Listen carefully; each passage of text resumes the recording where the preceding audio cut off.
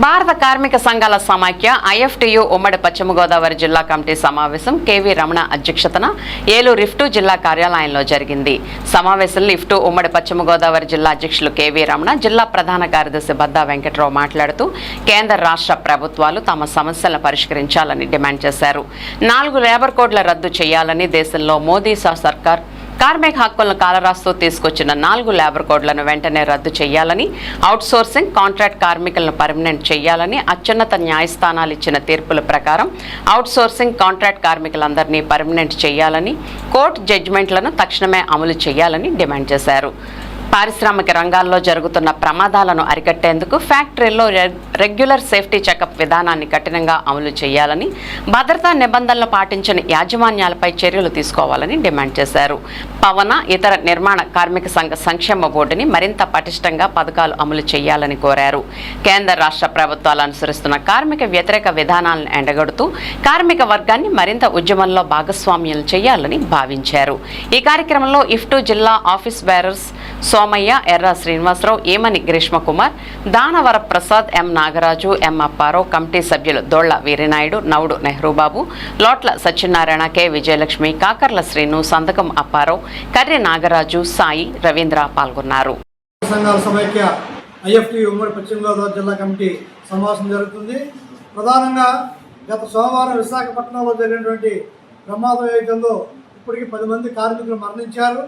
ఇది పారిశ్రామిక ప్రమాదాల్లో జరిగిన ఘటన కాదు, ముమ్మాటికి కేంద్ర ప్రభుత్వం తీసుకున్న హత్యలుగానే మేము భావిస్తున్నాం.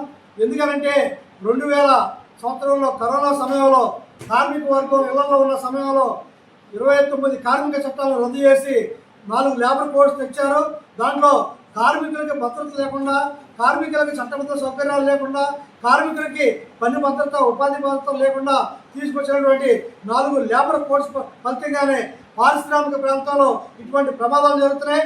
ముఖ్యంగా విశాఖ ఉక్కు ప్రైవేటీకరణ చేయాలని కేంద్రం నిర్ణయించిన తర్వాత దాంట్లో ప్రమాదాలు ఎక్కువ జరుగుతున్నాయి. అంతకుముందు ఎప్పుడు అటువంటి ప్రమాదాలు జరగలేదు. దీనికి కారణం ఏంటంటే విశాఖ ఉక్కు ఫ్యాక్టరీకి కావలసినటువంటి ముడి సరుకు చాలా తక్కువ రకం ఇస్తున్నారు.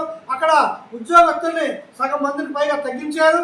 అదేవిధంగా అక్కడ మిషనరీ ఏదైతే చెడిపోయిందో ఆ మిషనరీ కొత్త మిషనరీ చేర్చకుండా పాత మిషనరీ చేత తక్కువ మందితో పని చేయించడం వల్ల అది ప్రైవేట్ పరం చేయడం కోసం ఈరోజు చేసిన ఫలితంగానే అక్కడ ప్రమాదం జరిగి అక్కడ కార్మికులు మరణించారు. అందుకనే ముమ్మాటికి ఇది ప్రభుత్వ హత్యగానే మేము భావిస్తున్నాం.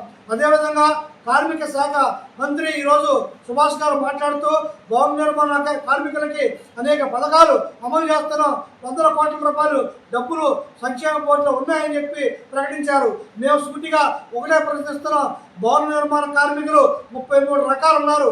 వారికి ప్రమాద బీమా మీరు ఎందుకు అమలు చేయట్లేదు? ఇతర రాష్ట్రాల్లో భవన నిర్మాణ కార్మికుడు పని చేస్తూ కానీ పనికి వెళ్తూ వస్తూ కానీ ప్రమాదం జరిగి మరణిస్తే 10 లక్షల రూపాయలు నష్టపరిహారం ఇస్తున్నారు. అటువంటిది మన రాష్ట్రంలో ఎందుకు అమలు చేయట్లేదని మేము డిమాండ్ చేస్తున్నాం. అదేవిధంగా అంగవైకల్యం చెందిన వారికి కూడా నష్టపరిహారం ప్రకటించాలని చెప్పి మా ఐఎఫ్టి జిల్లా కమిటీ డిమాండ్ చేస్తుంది.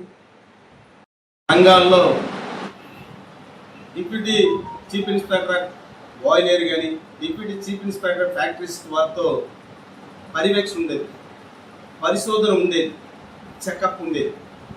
ఈ 4 లేబర్ కోడ్స్లో భాగంగా పారిశ్రామిక వాడల్లో పనిచేస్తున్నటువంటి కార్మికుల యొక్క ప్రమాదాలను అరికట్టవలసినటువంటి కేంద్ర రాష్ట్ర ప్రభుత్వాలు లేదా అధికారులు చెకప్ని తీసివేయటం వల్ల, చెకప్కి వెళ్లకుండా ప్రభుత్వ యంత్రాంగం నియంత్రించడం వల్ల భారతదేశంలో తెలుగు రాష్ట్రాల్లో అత్యంత పారిశ్రామిక రంగాల్లో ప్రమాదాలు జరుగుతున్నాయి.